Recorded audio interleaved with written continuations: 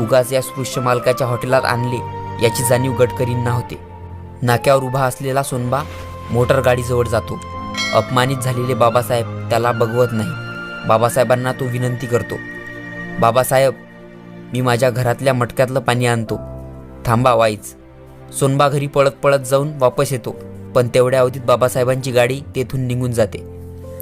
त्या दिवसापासून दररोज सकाळी सोनबा ताजी पाणी घेऊन पनवेलच्या नाक्यावर उन्हातानातही कामधंदा भूक तहान विसरून बाबासाहेबांची वाट पाहत असे. या हॉटेलवाल्याने पाण्यासाठी माझ्या बाबांचा अपमान केला आणि माझे बाबासाहेब अपमानाने शर्मिंदे होऊन पाण्याविना इथून निघून गेले, याचेच दुःख त्याला होते. बाबासाहेब परत या रस्त्याने येतील व मी आणलेले पाणी पितील, मग माझ्या बाबांचा कोणीही अपमान करू शकणार नाही.